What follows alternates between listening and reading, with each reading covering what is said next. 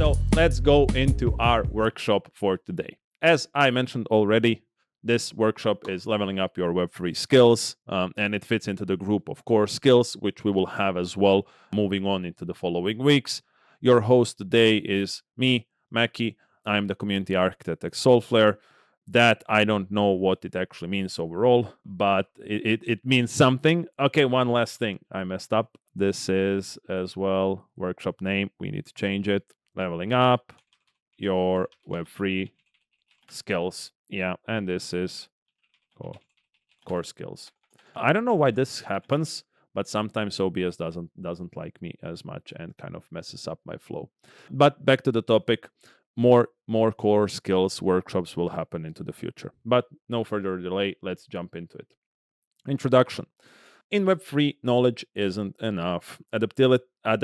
Adaptability is what keeps you relevant. So, this workshop, as I mentioned in the intro, explores different skill sets that will help you stand out in this crowded space, especially in the online space where it's quite hard to get to know the person and get to know them as individuals and as, for example, how cool they are or whatever, since it's mostly happening online. So these skills are something that I have started to observe over the years in individuals in the space. My software teams observes these skills from other individuals when we interact with them, meet them online.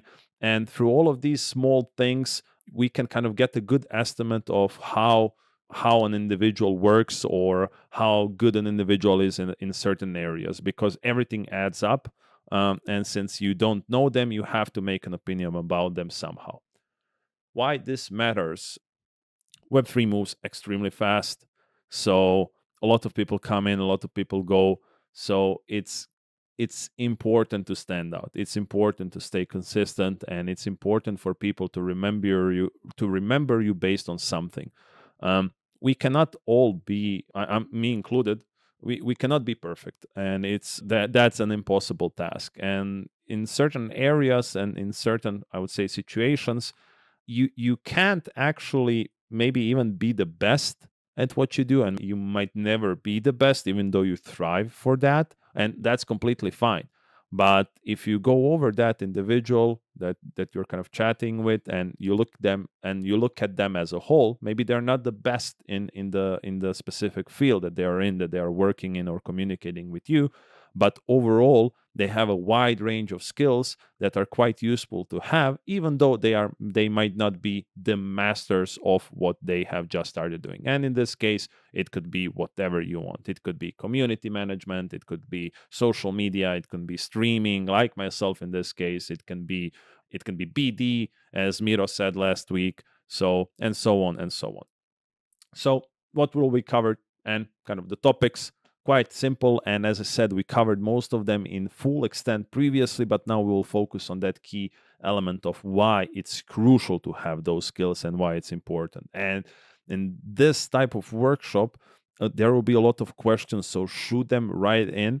And yeah, I think it will be quite an interesting discussion in the end with me and Tommy related to your questions. We'll go over that over the workshop. Disclaimer before we go into it is that this is a personal opinion. This is what I think. This is what some people think. You might disagree with it, which is totally fine. If you do disagree with something, drop it in the discussion, drop it in the chat. I would gladly like to hear everyone's opinion if you think that I made something and that it's not right. So let's jump in straight to the first topic, and that's design and visual communication. We've covered these types of workshops when it comes to design quite recently with Sailor as well. And why is this important? What it is. Design and visual communication is ability to present ideas in a way that's visually clear, structured, and appealing. And if you're able to do that, people will look at you as a professional at a certain area, wherever you do and whatever you work at. Or so why it works.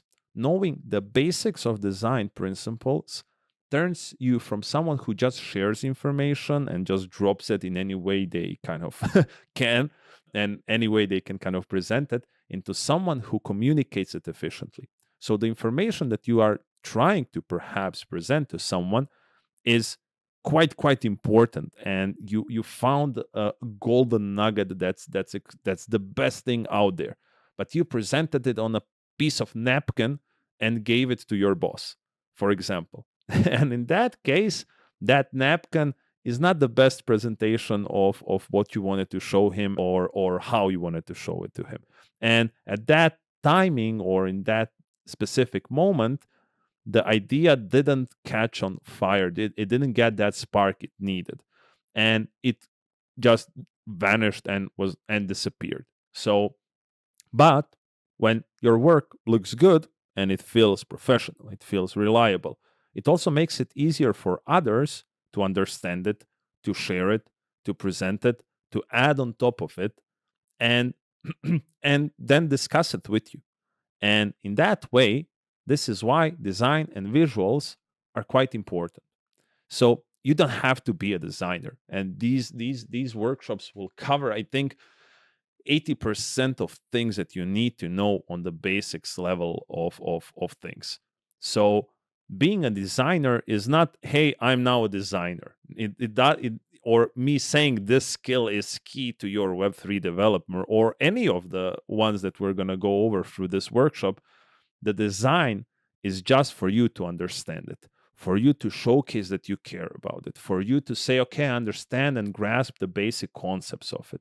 These things that you're seeing all around me, I created them. Okay, I truly have an OCD in this case, but I did put in time and effort into it. It wasn't a 30-minute design course and me just dropping things in because I'm an expert at it. I'm far from an expert.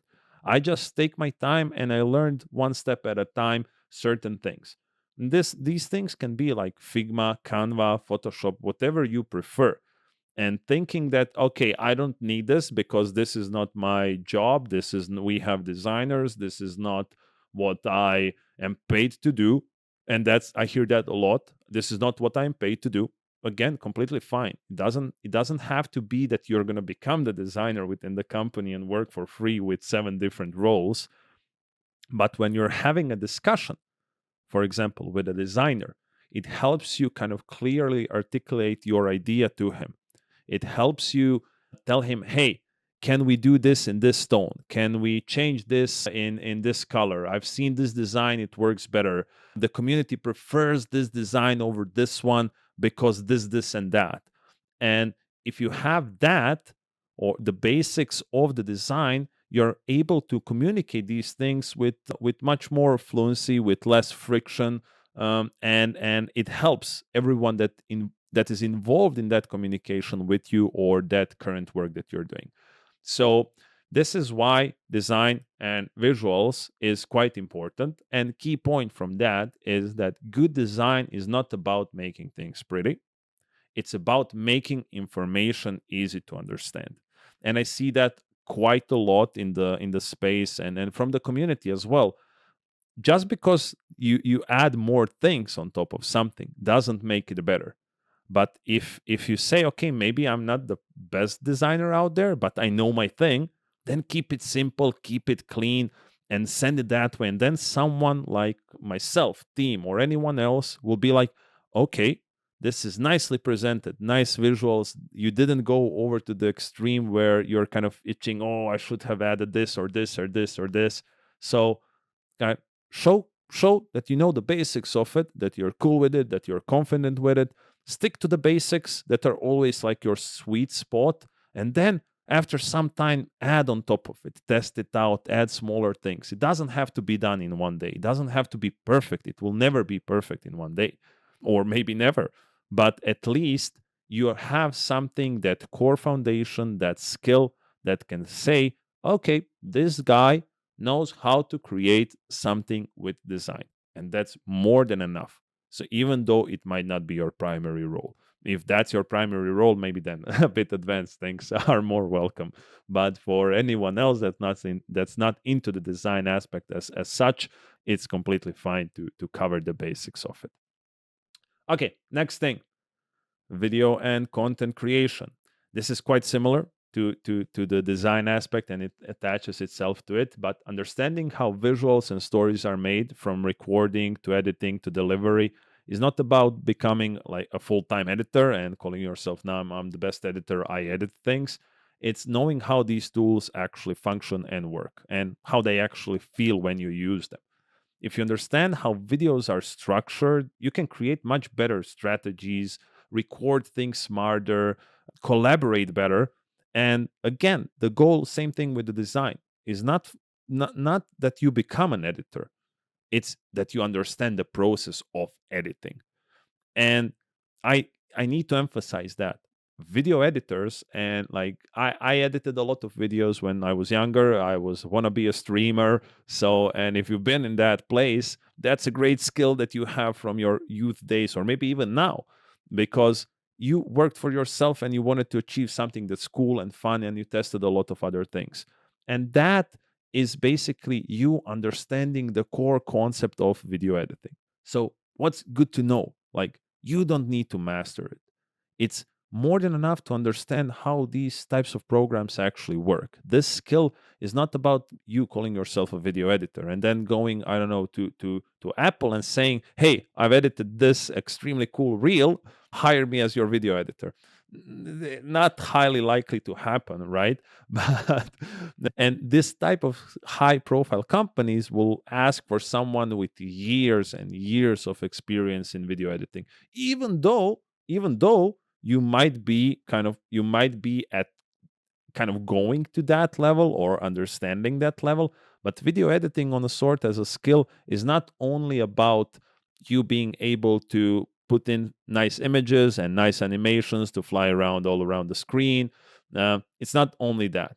There is a lot more happening in the background. And I'm sure in the future we'll get our design team as well on one of these workshops. But why it's important as a skill to have it, to test it, to play around with, I don't know, CapCut, with DaVinci Resolve, Adobe Premiere, or whatever video editing tool that you wish to use or like to use, maybe even all of them to test them out to see which fits best, is then you understand what's it like for a video editor. Then you understand, okay, this scene cannot be used in anything that I have just recorded. I'll re record it for him to save him time. I'll name these scenes differently by dates, by time. I'll send him the information for what each scene contains. I'll pinpoint and maybe kind of timestamp cool things in 2 hour long video for him to go over and just click on things and edit it quite faster. And now imagine if we were to record this workshop for 10 hours and then I send it to our video editor and tell him, hey, edit this and pull the best clips out of it. He would probably quit immediately because it's a 10-hour watch for him. But if we had 10-hour watch of this workshop and I said, hey, this scene is great. We've set up the scene. It works nice. The lighting is somehow cool, at least for now. Maky set up the tone. Maky set up the design. There are cool clips that we wish to take out from this workshop. They are timed at, I don't know, 1 hour 35 minutes, 5 hours 20 minutes, and so on and so on. So you provide him the list and say, this is what we think works. I think this is really cool. And here is few examples on what we think this should be edited in. And you've saved that guy or girl a bunch of time because you just understood how video and content creation as a skill, you've tested it, you've seen it on your own skin that it doesn't work as easy as you would think. And you've presented that skill in understanding it to someone who's an expert in it.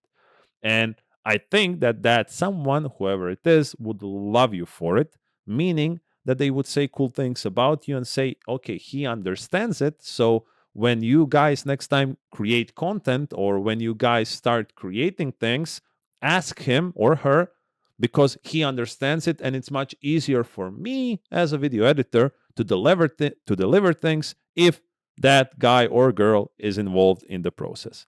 And that's where you showed this small skill of understanding video and content creation to someone else. They loved it and they said they want you to kind of work more closely with them. So, key point, when you understand how videos are made, you start creating ideas that actually work on camera. And I think that makes a lot of sense if a lot of sense for everyone involved. Okay, next one. AI and efficiency tools. So we've covered in previous workshops a bit of the AI tools, and like tools like ChatGPT, Grok, AI visual generators, and stuff like that speed up your research, writing, creative work. It's not about saying, "Oh, AI will replace me," or "AI is best at everything from anyone," or whatever. It's about understanding that specific efficiency, those tools, and playing around with it. Why it works is Web3 moves fast. So AI helps you in creation of things faster. It helps you get organized. It helps you structure things. It saves you time.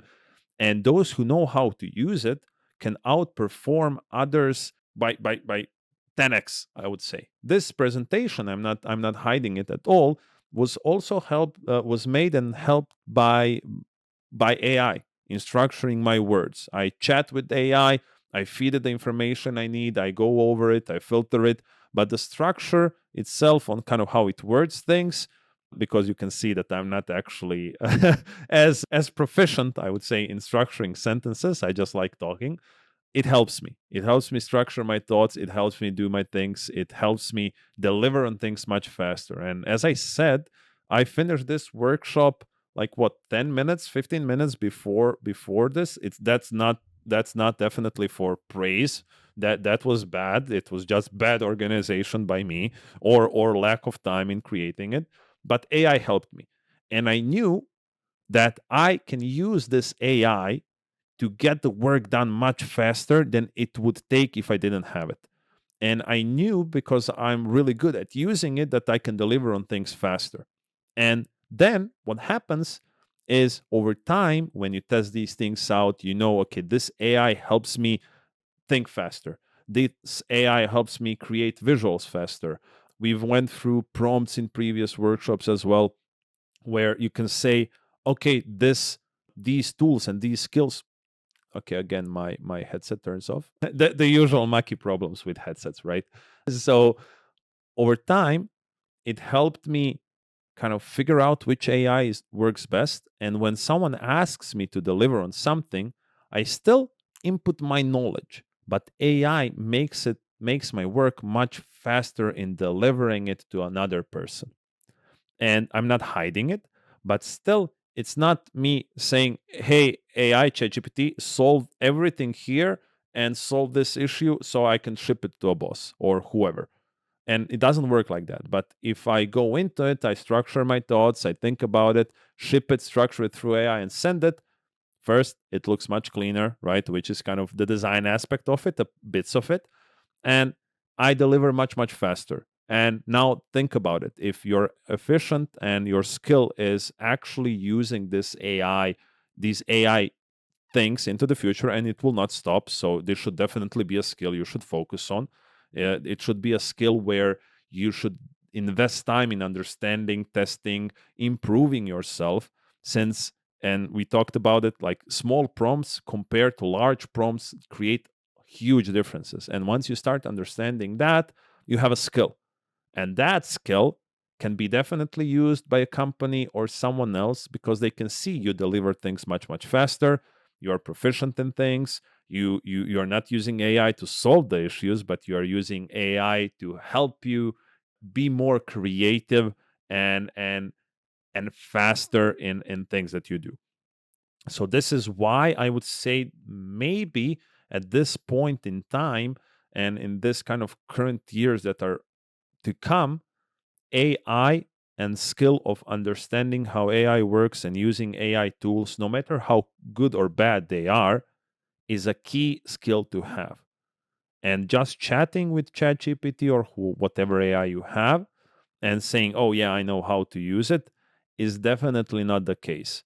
And I can tell you that with 100% certainty. You have to test it. You have to play around with it. You have to try to break it. And then you'll start understanding it and owning it as a skill, because nobody else is doing that. So if you are that individual that tries it, that knows it, that knows that 1% more than someone else who's using AI, and everyone's using AI, but if you know that 1% more than anyone else in the market, I think it will stand up by a huge mile And I think that you know it, but maybe you don't want to admit it to yourself in this scenario.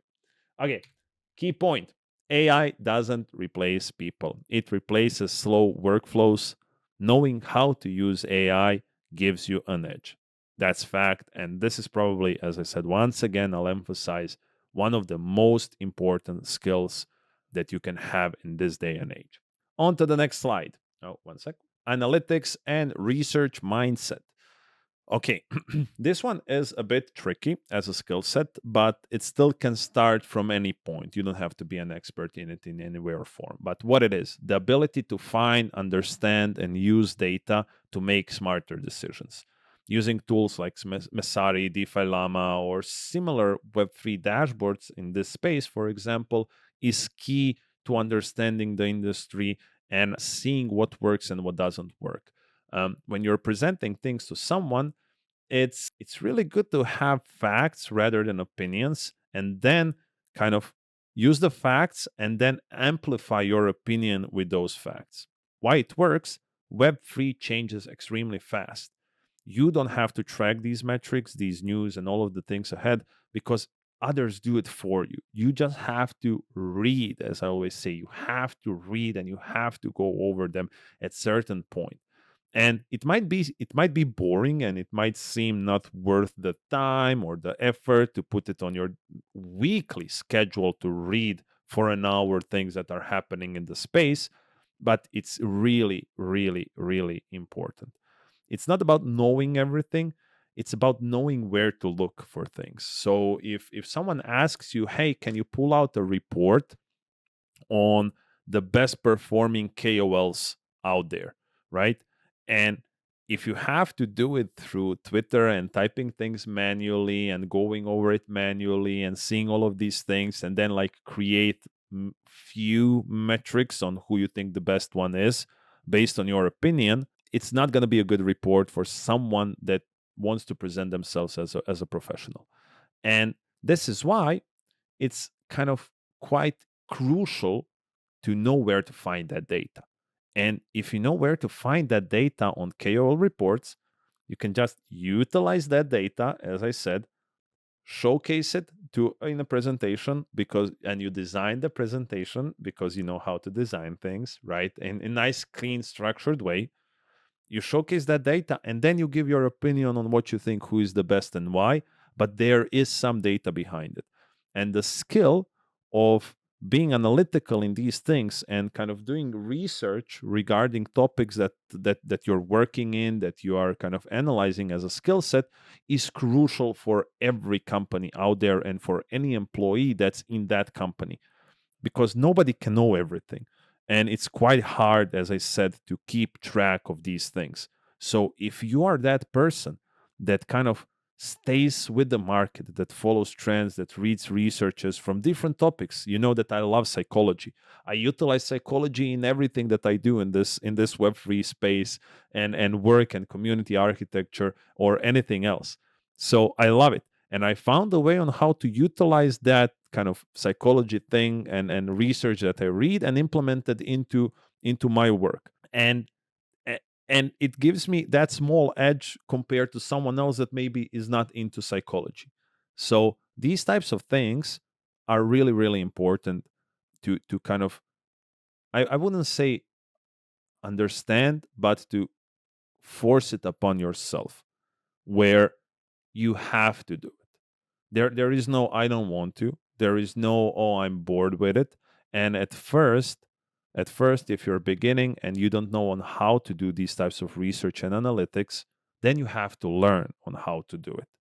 But doing things just to get them done and submit them is not really the goal of the work. And then you say, but oh, I'm stuck in a role, or I'm not getting ahead, or nobody wants to hire me, or whatever.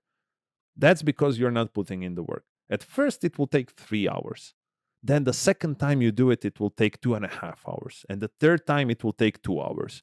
And that time span on doing research in this case will get lower and lower and lower. And then when someone asks, hey, can you do the KOL metrics and analytics and research that?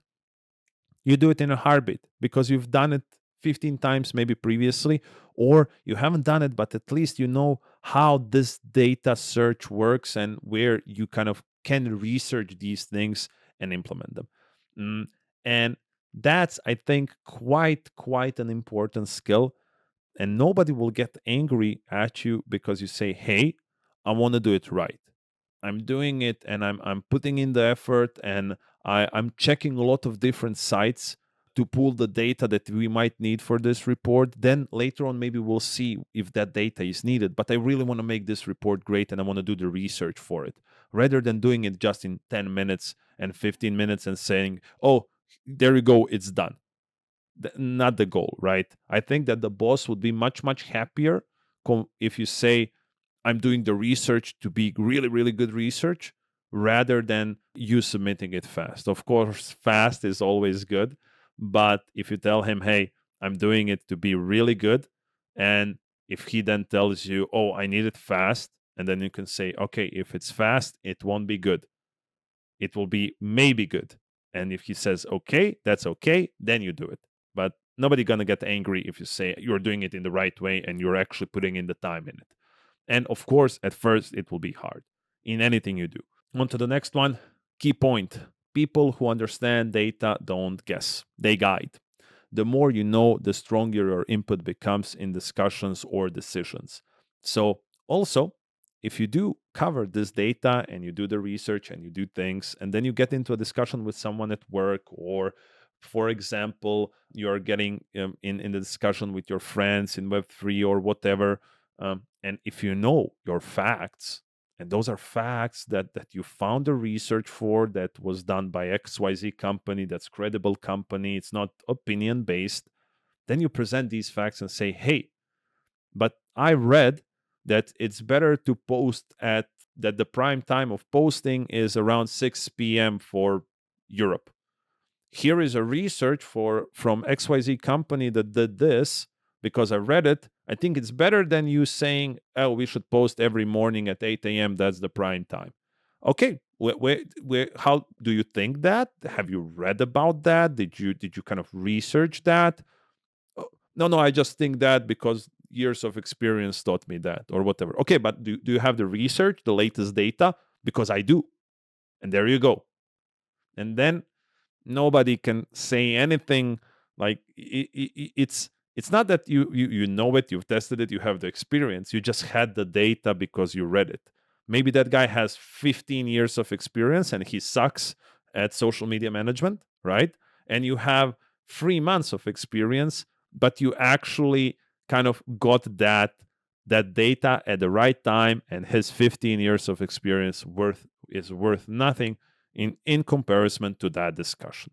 So this is why knowing how to research and knowing how to do analytics is key skill in anything you do, and especially in Web3 where things move quite fast. Documentation and presentation. So creating clear and well-structured documents, slides, sheets, or whatever that explain your idea, show that you're a professional.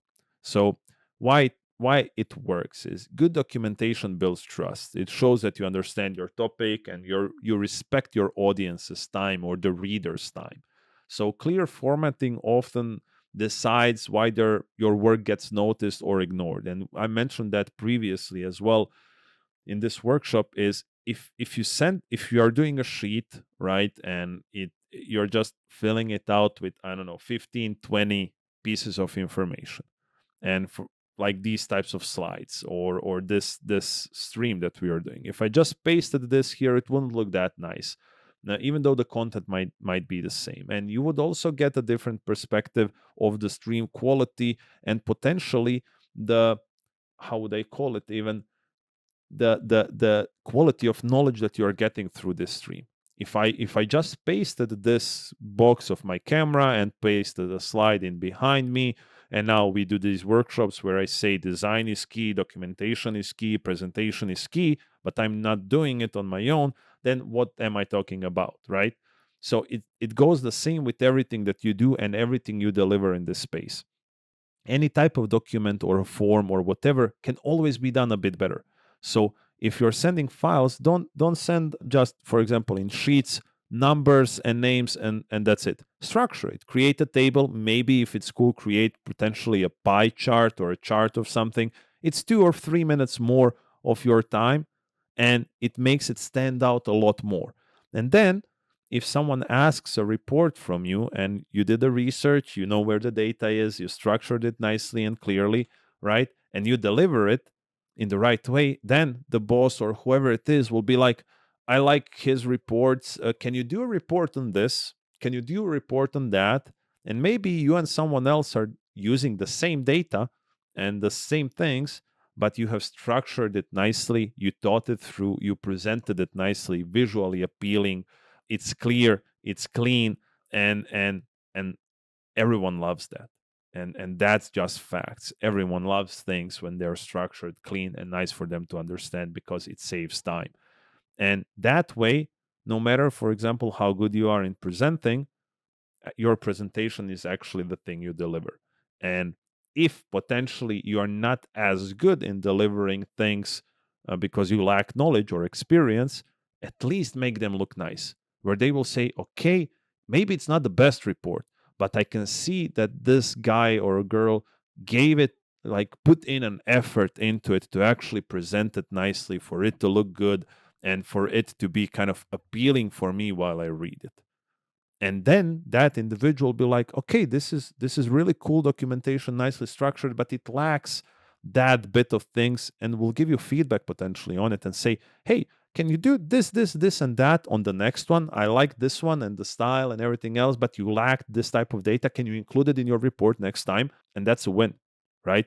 You got the responsibility and someone said, I like it, I want to do it more. So that's kind of why documentation and presentation of things is a key skill as well in this space, and anything you do in life. And I think everyone knows it. It's the presentation aspect is as well. You going outside of your house or chatting with someone, you're also presenting yourself, but in this case we are talking about documentation. Same thing with word files, PDFs, or whatsoever.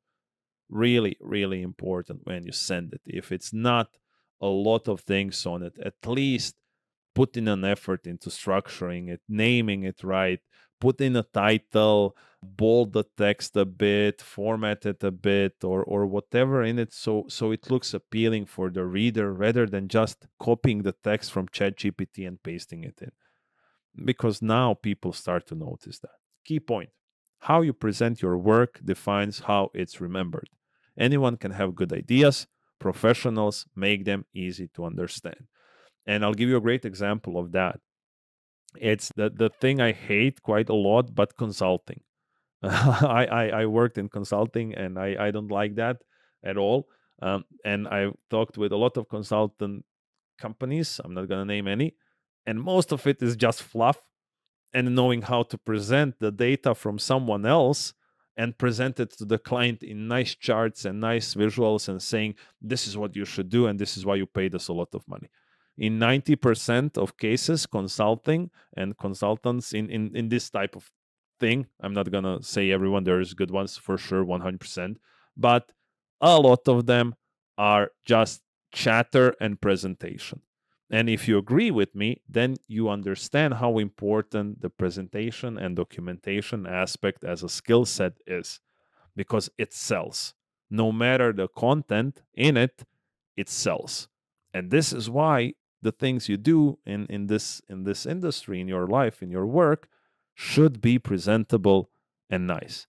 And if you're good at it, and you can always use the same template, like just put in a bit more effort into it to deliver a good and cool template, and you can always reuse it later on.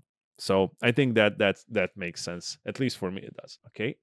So writing and communication skills, quite similar towards the documentation aspect and kind of formatting of that. So I'm going to kind of browse through it a bit faster. Is the ability to express ideas clearly and professionally in the right tone.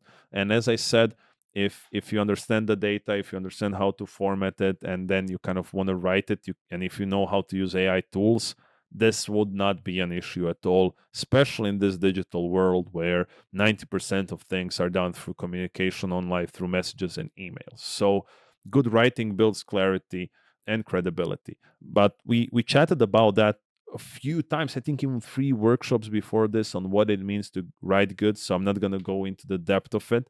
But in short, keep it short, precise, to the point. Nobody likes to read. And everyone knows that in the chat. Nobody likes to read. So keep it precise, to the point, give what's needed, and you're going to be totally fine. Don't overextend and overfluff things that are not necessary, and just tell to AI, make this sentence into 15 sentences so I can fill out my ego or whatever. This is not school anymore. I don't think you're at school. Maybe at school it works yet, but I'm no longer there. So I don't need to fill out papers at work where it says this document should contain 10 pages minimum, submission in 3 days.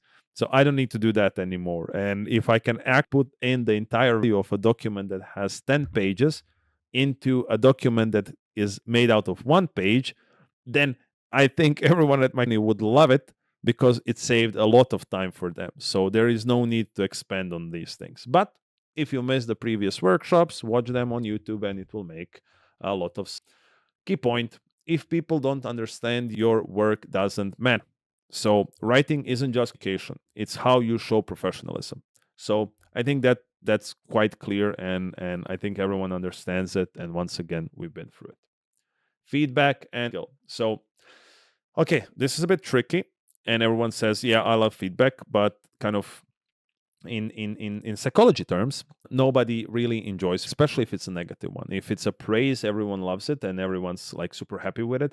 But if it's something that kind of pushes you and tells you, oh, you did a bad job or whatever, then it feels demotivating and it feels like you are worthless, or such things. So the ability to take feedback and apply it quite fast and improve your work because of that feedback is a key skill you should have and own. But in Web3, speed and adaptive, kind of adapting to things and situations, is better than being perfect, because nobody is perfect. But if you understand the feedback given, you are able to resolve the issues quite fast. Meaning that someone will say, okay, this guy is listening to me when I'm telling him something. So those who learn, they adjust and rework quickly and outperform those who don't want to listen to feedback. And those that want feedback in saying, hey, what can I do to improve? What can I do better to do my work better? Because I want to improve my skills at certain areas. And I know that you're a great person in this and that. How can I create better things? And can you give me some feedback on me, on where you think I could do better and how? So you want constructive feedback, not yelling. So that's for sure. So this is why a skill as well is asking for feedback and taking feedback without any ego hurting you.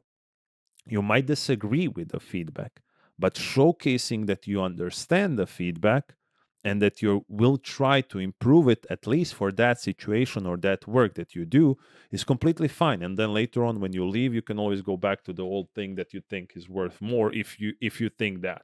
So it's not it's this is a crucial skill, and this will help you kind of achieve things faster and improve things much better, because we kind of don't are not as critical to ourselves as others are. So asking for it is a key skill. And what's actually quite surprising about this skill is when you come to your boss and say, hey, whatever, John, Joe, or whoever, can we chat a bit? I wish to get your feedback on how I'm doing. What can I improve? What do you think? What skills could I improve? And so on and so on. And they will definitely not expect that. It's usually the other way around, where the boss says, I need to give you feedback because you did a bad job in something and something. But if you are the one approaching it that way and saying, can I get some feedback on this and this? And did I do good work at this and this? Do you guys like it? Could I do better? What should I do later? It shows that you care, that you want to improve, and I trust me, your team will appreciate it, and everything you do in life goes through that. And at certain point, it's hard to take it at first, but you get used to it because it's business. Feedback from maybe your wife, in my case, when she's angry, is not the nicest feedback, and I'm not getting used to that one. But business feedback I got used to because it's just business, and everyone is giving feedback in if they're at least a bit good in giving feedback, they're giving it with constructive criticism and trying to give you something to learn. And if you don't listen to that feedback, and if you don't implement the feedback and showcase that you actually care about that, then they will say, okay, this guy is not worth my feedback. This guy doesn't want to listen. Let him just do his thing. I'm not going to even kind of watch over it. Let him just sit there and do the job. He's not doing anything else because he doesn't listen what's being told. So that's feedback. So do kind of do ask for it. And this is why, of course, we have our working group. Shout out to Empire Forge and the guys and our ambassadors here in the chat. So they are there for you for that feedback. So if you're a guardian as well, or anyone from the public, you can ask for feedback from our community, and that's the G4G as well that stands for. Others will help you. Don't get mad at them. They truly want to help, and we want to stay open-minded. Exactly as Key said, M. Key said, being open-minded. 100% that. Okay, key point. Progress beats perfection. Iteration is how good work becomes great work. The ability to improve fast is one of the most valuable skills. So, if you continuously don't improve and don't think that you should receive feedback or that you should do things better or that kind of you're doing good work and nobody cares and you've just submitted these types of things and nobody gave you feedback or something and you think that's good enough, there's always something you can improve in every aspect of what you do or in your life. So one step at a time. If it's boring work, even better, because boring work can be improved 100%, and it's a lie if someone says it cannot be. So that's the feedback aspect as well. Okay, next point. Collaboration and cross-functional awareness. So what it is, it's kind of a big sentence, sausage of a sentence, but understanding how different teams, so design, dev, marketing, community, work and communicate, so you can connect the dots between them. The best people in Web3 aren't locked in one role, and everyone knows that. They understand how others think, speak their language, and help others move faster with their work. This is kind of the overall of the skills that we have chatted about. If you are able to understand different teams on how they work, on how they communicate, on what they like, on what types of presentations they like to do, what types of designs they like to receive, what type of data they want to look at. So, all of these things showcase that you care about your team, about the people you work with. You try to make their work much more efficient, easier, and faster, and you respect their setups or time zones or whatever. They will say, I like working with that guy. Maybe he's not the best, but at least it's pleasant to work with, rather than let's hire someone who's a master at it and they are a jerk. And trust me, I would say 90% of cases, teams would pick the nice guy that delivers, that has a wide range of skills, that helps, that respects, rather than a jerk that kills it over time. Because it's kind of, we are all people in the end, and we all want to work in a nice and cool environment with good people. So if you show that you understand good people, and that's a skill, it makes your life much easier in the end, and it's a great skill to have. So on collaboration is learn the basics of each team's workflow and tools and stuff they do.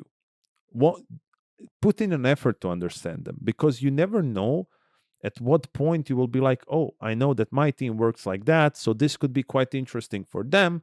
I'm going to send it to them or help them with this setup, or I'm going to make my work not be set up, I don't know, ABC, but CBD, because it's going to make my teams work much easier. And if you start understanding that, that's also a skill. But to get that skill, you have to kind of follow through different levels and ask people for everything that we have discussed today. So that's quite important. And kind of really nice thing here is be the bridge, not the bottleneck within the team. Nobody likes bottlenecks. So key point, knowing how others work makes your work stronger. People who understand different roles connect ideas faster, because if you understand the roles, you understand the concepts, you know how your work can be done faster because the team will do it faster for you since you've set up, made it up. Makes your life much easier, makes you a professional immediately. It's not maybe on the skill level of that, but on the skill of understanding others, and you become professional just like that by caring and understanding things. Data and decision making, we're going to speed it up a bit, is the ability to read, understand, and use data to guide your choices. We kind of went through that already in the previous ones, but the key point in this one is on the data side for yourself is that numbers don't lie. So use the data in your advantage. Your ideas stop being opinions. So if you have the data to back them up, and I have to emphasize this, experts are not experts because they have hundreds of years of experience behind them. They are experts because they have the data and someone else did the work for them. They read it, they explored it, they tested it, and they implemented it. And that's why they are as experts. It's not because they just are born with it. It's not I mean, even in football aspect of it, right? If you invest a lot of time in it, you will be great. There are some people that are gifted for it, but it's not sports. Work is not sports in that way, and talent kind of doesn't play as big of a role in the work environment as it does in sports. So I would say that you should definitely fill out the gaps of your knowledge with data and then use that data as much as you can. So key point on this is kind of good to know is always check the quality of the data. Don't just find something random online that someone posted on Reddit and share it like that.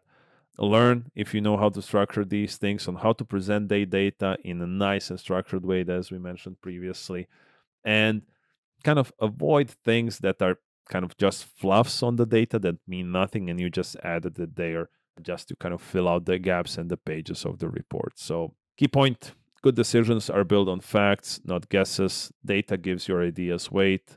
People listen when you can show why something matters. Not going to go over into the depth of that one. Continuous learning and curiosity as a habit. It fits towards all of these skills in these workshops, and we're getting now closer to the end. But a mindset of always learning, testing new tools, and staying curious about how things work in Web3 and beyond. So, why this matters? This industry changes every week.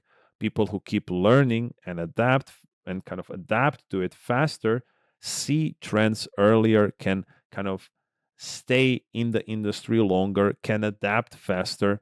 So, if you're always late on a trend, it means that you don't have enough data. If you say, hey, oh man, I wish I've spotted this meme coin sooner, it's because you didn't have the data of the meme coin. You could have spotted it sooner. It was not hidden and went overnight. You could have spotted it sooner, and you if you had the data. So that means you didn't have the data at the right time or didn't have a good data source. And that's just facts. And everything you do in the industry when it comes to that and continuous learning and curiosity ties towards that, where you need to kind of adapt and you need to create this habit of checking things up and testing things. So, kind of continuous learning as a habit is read or watch something new about Web3 every day, follow all of the sources that are cool, test tools, ask questions, share what you have learned with others. In this case, like for example, I would take an emphasis on apps. And if you chat with someone in the space and they say, "Oh, hey, let's use I don't know who will we use as an example of an app." Okay, all domains in this case, or NSNS in this case, since they are kind of competitors in that way. If someone says, "Hey, have you watched this company A? They have this cool thing whatsoever, right? They are the best and blah blah blah blah blah blah." And then you say, "Oh yeah, but have you watched the company B and C and D and E and XYZ and whatsoever? Have you tested those apps?" I think that company B is better at this, company C is better at that, company F is better at that compared to company A, but I prefer it. I prefer maybe company A or whatever. And then you showcased, I've tested all of the apps. I know what the industry are. I know what are the competitors of that company since I was curious enough to go and explore it, to test it. It took you an hour, maybe tops, to explore 20 apps on the Solana ecosystem. And when you have a conversation, you can say, "Yeah, I've tested it. Have you tested it?" "Oh, you haven't." But then are you then sure that this is the best one, or is it the only one that you tested? And then the conversation takes a turn because you have data, you were curious, you explored it, and maybe you don't know how to use it completely, but at least you went through it. And it comes up for everything in this space: testing apps, doing work, testing communities, checking out things, checking out socials. In that way, that curiosity and learning of it gives you an advantage, and it's a huge, huge skill in this space that will give you an advantage. And this is kind of, I chat with a lot of people and then they say this is the best thing out there, this is the best app out there, or you get a lot of DMs, "We are the best." And okay, we are the best. Okay, at what? We are the best. I don't know. Let's call it aggregator in the world, or we are the best. We are the best community out there. We'll do it like that. We are the best community out there. And then you're like, okay, and in what way you are the best ones? Oh, in everything. Okay, so maybe you're better than SMBs, Klanos, DKS, you're better than cats. In what way? Like, I know all of these communities, I've been in them. They have some have high floor, some are super active, some go on all of the events, some are just crazy, crazy cool. In what area compared to those companies or those collections are you better at? Oh, we just are. That's not an argument. And that way you've shown him, okay, I know my things, I've explored the things, I've been in them. You don't know what you're talking about. You might be cool and you're in a good track to be good or the best, but you're not there at all. And that's the curiosity aspect as well. Key point: curiosity keeps you relevant. Those who keep exploring never fall behind. And the best people went free learn faster than the industry changes. Quite straightforward. And kind of we are closing in on the last slides is kind of respecting deadlines and instructions. This is quite important one. Kind of goes with the feedback and respecting your colleagues or work things is the discipline of finishing work on time and delivering exactly what was asked and promised without no need of reminders or without the need of being pushed to deliver continuously. Kind of it builds credibility, it builds trust, and meeting deadlines and following instructions, no matter how good or bad they were, showcases that you are a professional, that you will follow the instructions given. If you don't agree with the instructions, then you kind of still deliver and ask, hey, could have this done? Could we do this maybe next time in this and that way? So that's kind of quite important in the space. So always kind of be respectful of these things. It might not seem important, but it truly is. These things are crucial. It shows that you are a person that can be depended on, that you're a person that can be trusted with things, with tasks, and with key responsibilities. Nobody's going to give you and say, hey, here is $1 million and keep it safe for me because I've known you for a week. Nobody's going to do that. But over the year, if they were like, hey, here is 1,000, save it for a day, give it back to me tomorrow at 12 p.m. exactly, and then the next day it was 2,000 and 4,000 and 10,000 and 20,000 and 50,000 and so on and so on. The trust was built over time and you always respected that deadline and the rules and you followed the instructions.